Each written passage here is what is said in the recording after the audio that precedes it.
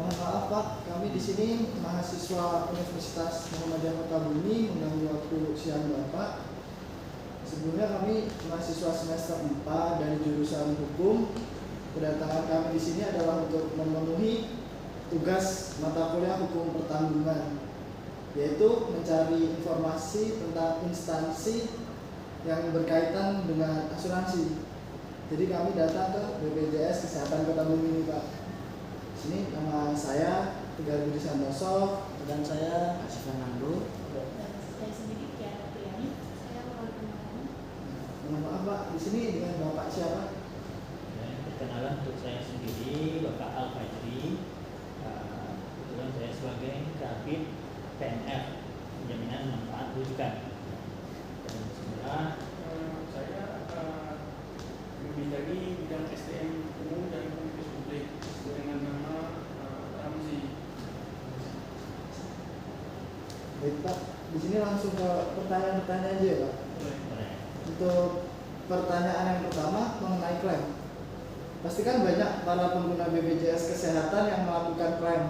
Kalau boleh tahu Pak, klaim apa saja yang diajukan para pengguna BPJS Kesehatan dan berapa lama klaim tersebut diproses? Baik, mungkin saya jawab ya. Mungkin ini kita masyarakat umum masih belum tahu dengan BPJS sebenarnya. Sebenarnya untuk cara DKN tidak ada lagi klaim perorangan di BPJS Kesehatan. Jadi tidak ada klaim perorangan dan tidak ada peserta ataupun pasien yang datang ke BPJS untuk mengklaim pengobatannya. Gitu. Jadi semuanya sudah klaimnya itu berdasarkan perjanjian kerjasama BPJS Kesehatan dengan Vaskes.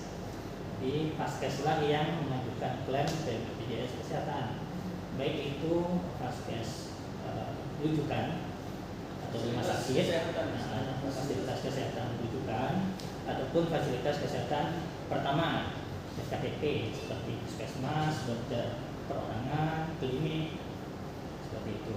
Jadi itu yang akan mengajukan klaim kepada BPJS Kesehatan nantinya. Jadi nanti sistem klaimnya itu pun juga beragam.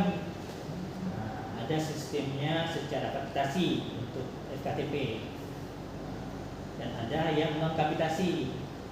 Yang non kapitasi itu nanti ada lagi diuraikan, ada klaim obat PRB namanya, ada klaim persalinan untuk di FKTP atau fasilitas kesehatan tingkat pertama gitu ya.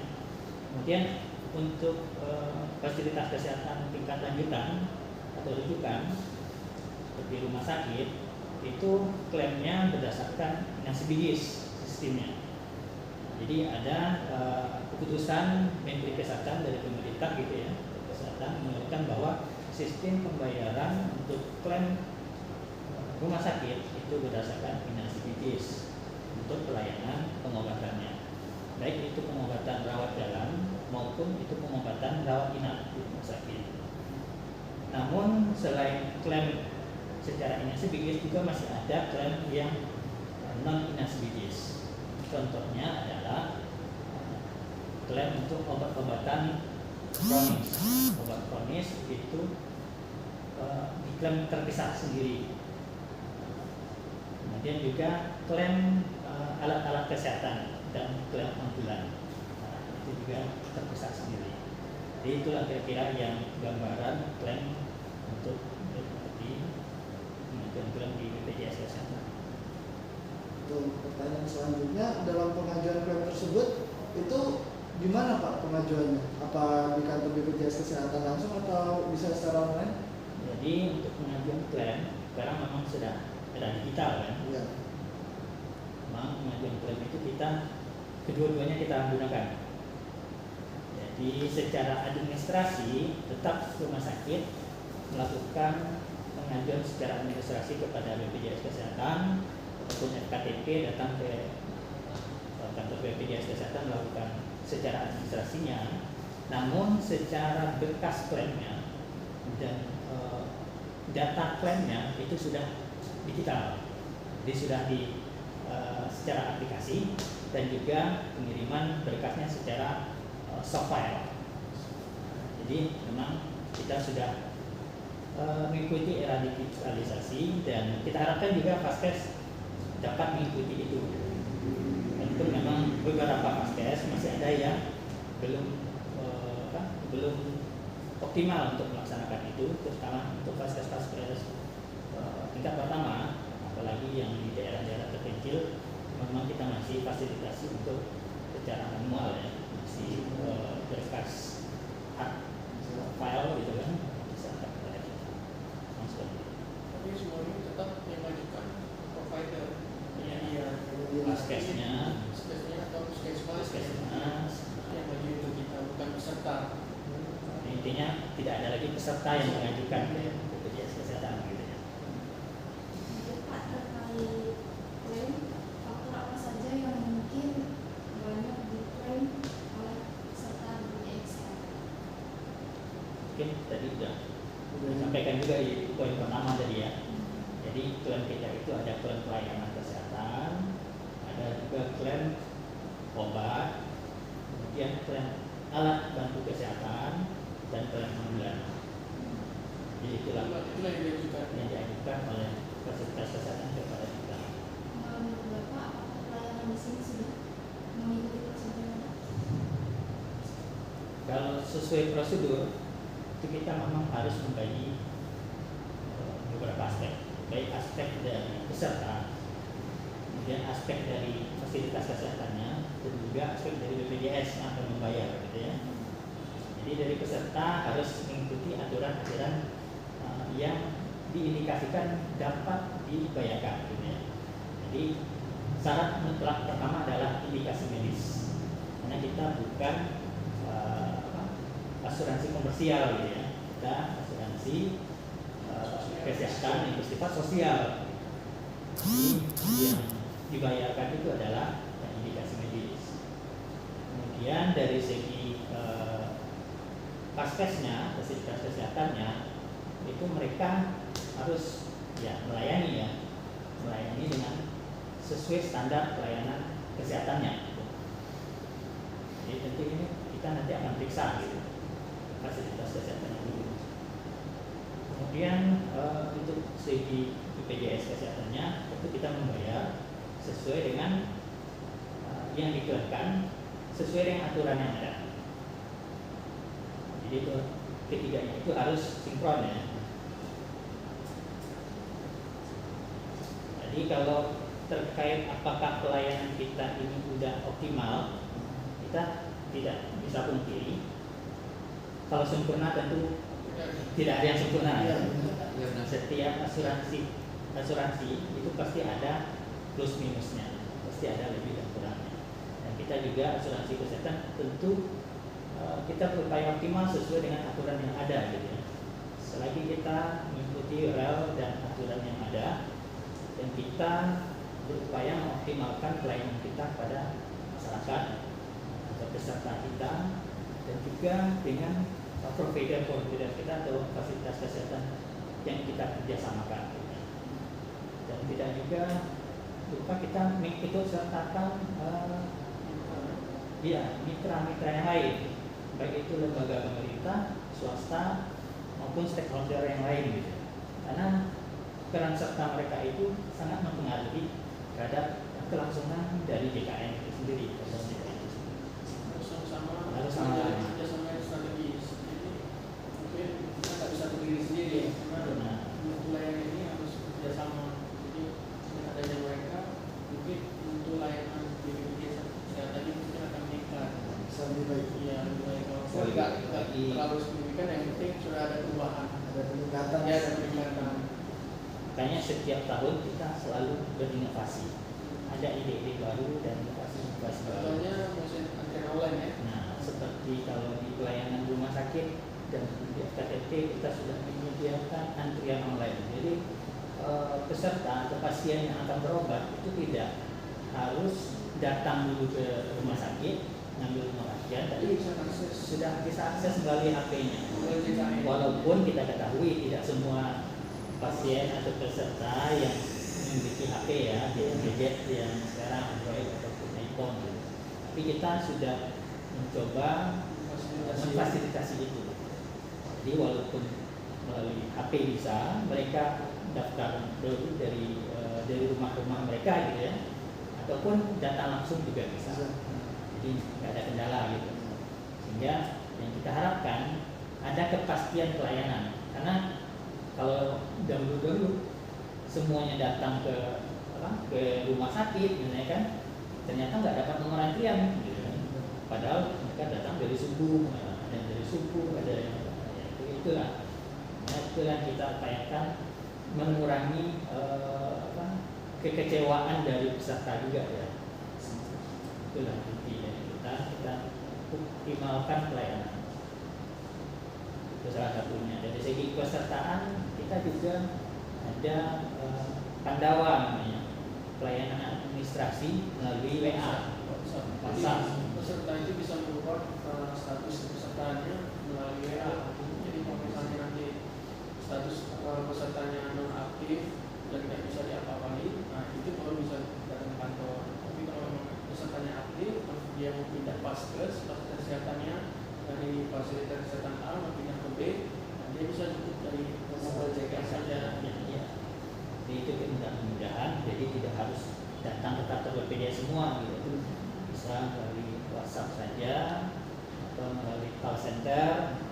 Tapi mungkin biasanya kalau call center mahal ya, pulsa gitu katanya ya. Makanya melalui WA lebih murah gitu kan. Jadi itu inovasi-inovasi yang kita bikin supaya pelayanan ini bisa lebih optimal setiap saat itu. Mungkin nanti ke depan bisa yang lain-lain lagi gitu. Inovasi yang bisa dilakukan sesuai perkembangannya. Ya, mungkin lain. Baik Pak, kalau mengenai resikonya nih, dalam hal asuransi kesehatan pasti ada yang namanya resiko ya Pak. Resiko apa saja sih Pak kira-kira yang mungkin dapat terjadi di dalam BPJS kesehatan ini? Mungkin muara resiko dalam keuangan asuransi itu biasanya defisit atau kerugian ya. Mungkin perlu kita jelaskan dahulu, BPJS Kesehatan adalah lembaga yang berbentuk asuransi sebenarnya yang dimiliki pemerintah. Jadi memang semuanya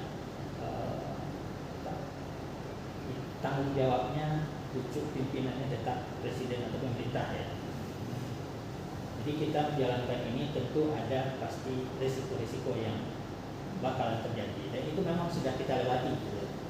Apalagi kita kan sifatnya sosial ya, bukan profit bukan komersil. Jadi kemungkinan besar ya itu resikonya adalah defisit keuangan. Defisit keuangan. Nah kita alami di tahun 2020 ke bawah ya. Itu kan kita diberitakan di media bahwa kita defisit. Memang kita defisit karena di era awal-awal BPJS itu sebenarnya kita secara aktuarianya iuran yang dikumpulkan itu sebenarnya kurang, tidak sebanding tidak sesuai dengan pengeluaran. Tapi pemerintah berjanji walaupun tidak sebanding berapa kekurangannya akan ditanggung pemerintah karena kita milik pemerintah gitu ya. Tetapi kalau itu berkelanjutan tentu pemerintah nggak akan sanggup lagi. Itu kemungkinan akan terjadi lagi seperti itu. Nah, karena ada perubahan iuran sebelumnya. Makanya terjadi perubahan iuran di tahun 2020 ya, 2020 juga ada perubahan kembali. Tetap pemerintah juga menanggung. Persentasenya sudah berubah. Itu ada pengkajian ulang lagi ya, itu diantaranya. Yang kedua terkait pengendalian klaim itu tidak serta-merta semua klaim bisa dibayarkan. Karena kan kita nggak tahu nih klaim ini apakah sesuai semua, sesuai indikasi medis kah, sesuai indikasi secara aturan administrasi kah atau tidak. Itu kita harus periksa. Nah, itu yang dilakukan BPJS Kesehatan. Setiap klaim yang diterima itu kita akan melakukan verifikasi terhadap klaim tersebut sebenarnya pengendalian ini tidak hanya di BPJS Kesehatan, juga harus dari Faskesnya atau fasilitas kesehatan itu sendiri gitu ya. Baik di awal, di tengah, ataupun di akhir. Maksudnya di awal yaitu di awal mungkin nanti dari segi pesertaan bisa saja ada peserta yang berlaku curang gitu ya. Berlaku curang itu memakai kartu orang lain, padahal dia belum terdaftar nih. Pakai pinjam kartu orang lain gitu. Nah, itu kewajiban dari fasilitas kesehatan, dan kita BPJS Kesehatan telah memfasilitasi aplikasi untuk mereka cek gitu. Benar nggak ini pesertanya gitu. Bahkan sekarang ini sebagian pelayanan harus menggunakan fingerprint. Benar seleksi. Betul-betul diseleksi apakah sudah sesuai dengan pesertanya atau tidak gitu.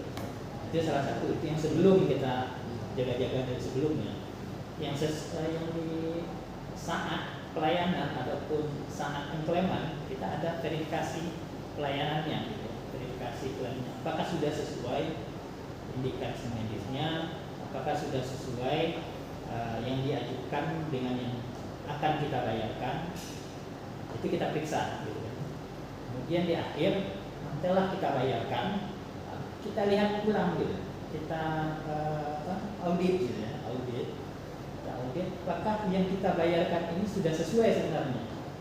Kadang-kala di awal mungkin kita tidak kelihatan kesalahannya dari hasil verifikasi kita, tapi setelah kita lihat dalam rentang waktu mungkin 1 tahun, kita audit kembali, ternyata ada hal-hal yang mungkin keliru gitu ya. Ada yang bisa jadi kurang bayar, bisa jadi kelebihan bayar. Nah, bisa kedua-duanya. Jadi itu yang kita periksa ulang. Jadi kita memeriksa itu bukan hanya di saat saja, tetapi di awal, di saat melakukan pelayanan, dan di akhir pembayaran.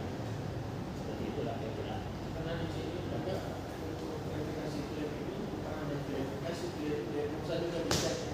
Iya, semuanya. Jadi kita ada bentuk tim TKNKB namanya.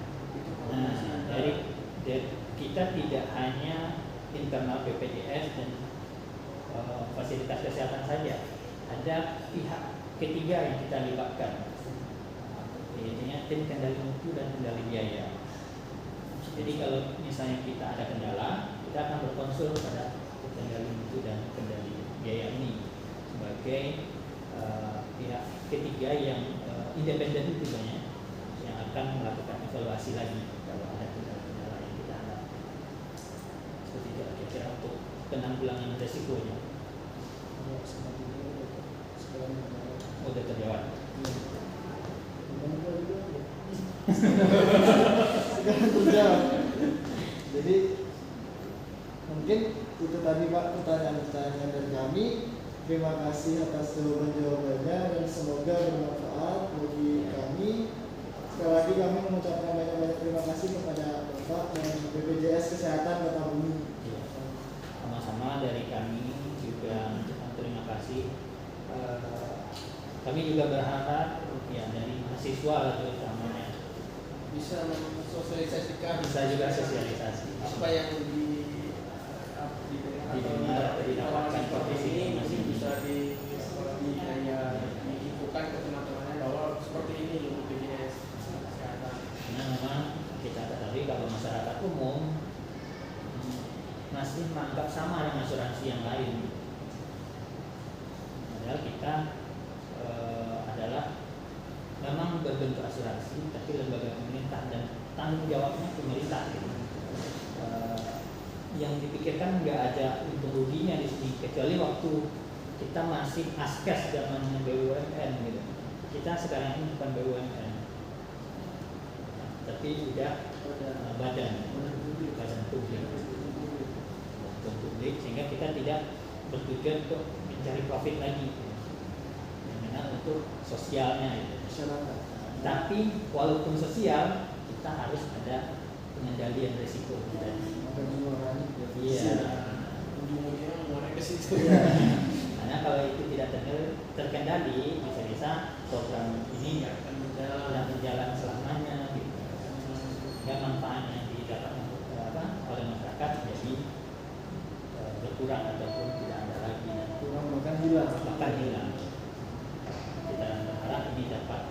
berlanjut dan bermanfaat bagi masyarakat. Assalamualaikum warahmatullahi wabarakatuh. Di sini kami akan menyampaikan kesimpulan apa saja yang kami dapatkan pada saat kegiatan wawancara di BPJS Kesehatan Kota Bumi. BPJS Kesehatan tidak melakukan pembayaran klaim perorangan. Seluruh pengajuan klaim dilakukan oleh fasilitas kesehatan ke BPJS Kesehatan secara kolektif berdasarkan bulan pelayanan. Klaim fasilitas kesehatan tingkat pertama terdiri dari pembayaran kapitasi dan klaim non-kapitasi. Klaim fasilitas kesehatan rujukan tingkat lanjut terdiri dari klaim INA CBGS dan klaim non-INA CBGS. Berdasarkan Peraturan Presiden Nomor 82 Tahun 2018, jatuh tempo pembayaran klaim dilakukan selambat-lambatnya 15 hari kerja untuk fasilitas kesehatan tingkat pertama dan 15 hari kalender untuk fasilitas kesehatan rujukan tingkat lanjut sejak klaim diajukan lengkap oleh fasilitas kesehatan tersebut. Jika melebihi tanggal jatuh tempo, maka akan ada denda keterlambatan pembayaran klaim yang wajib dibayarkan oleh BPJS Kesehatan kepada fasilitas kesehatan tersebut. Untuk klaim fasilitas kesehatan rujukan tingkat lanjut, secara administratif, pengajuan klaim dilakukan oleh fasilitas kesehatan secara langsung diantar ke BPJS Kesehatan, sedangkan data dan berkas klaim per pasien diberikan secara online, baik melalui aplikasi khusus, email, atau media online komunikasi lainnya. Namun untuk klaim fasilitas kesehatan tingkat pertama, data dan berkas klaim sebagian besar masih berupa berkas fisik.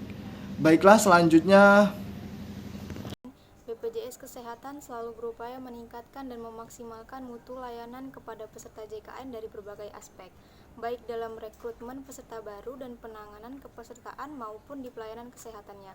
Pada tahun 2021 sampai 2022, BPJS telah melakukan inovasi-inovasi dari aspek kepesertaan, diantaranya mengedepankan kanal digital untuk mengurus administrasi peserta JKN. Pada aspek layanan kesehatan di Vaskes, diantaranya optimalisasi antrian online, simplifikasi layanan rujukan bagi pasien. Peningkatan mutu layanan kesehatan juga dilakukan melalui penguatan jalinan sinergi dengan Vaskes milik pemerintah maupun swasta, serta menjalin kerjasama strategis dengan berbagai kementerian dan lembaga. Peningkatan mutu layanan ini merupakan salah satu dari fokus utama Badan BPJS Kesehatan tahun 2022. Untuk itu, seluruh duta BPJS Kesehatan terus berkomitmen untuk menjalankan tugasnya dengan penuh dedikasi dan integritas demi kepuasan seluruh pengguna JKN. Aspek kepesertaan, yakni tunggakan iuran peserta, terutama peserta PBPU atau mandiri, kemudian juga tingkat kepuasan peserta. Selain itu, ada pula aspek pelayanan kesehatan, yaitu tidak terkendalinya klaim yang diajukan Vaskes ke BPJS Kesehatan. Muaranya adalah defisit yang disebabkan oleh klaim yang diajukan Vaskes lebih besar dari iuran yang terkumpulkan dana DJS, serta menjalin kerjasama strategis dengan kementerian dan lembaga baik dari lingkungan pusat maupun daerah untuk secara bersama-sama merumuskan kebijakan yang dapat mendorong peningkatan kepesertaan JKN KIS. Sejak pertengahan tahun 2020, pandemi, dana jaminan sosial DJS Kesehatan sudah tidak mengalami defisit dan tidak ada lagi klaim atau tagihan rumah sakit yang tertunda pembayarannya. Sekian kesimpulan dari saya. Saya akhiri, wassalamualaikum warahmatullahi wabarakatuh. baiklah, sekian kesimpulan yang dapat kami sampaikan. Semoga bermanfaat bagi kita semua, dan apabila ada kesalahan kata, di sini saya mewakili kawan-kawan, saya mohon maaf, dan kepada Allah saya mohon ampun. Saya akhiri, billahi fisabilil haq fastabiqul khairat. Assalamualaikum warahmatullahi wabarakatuh.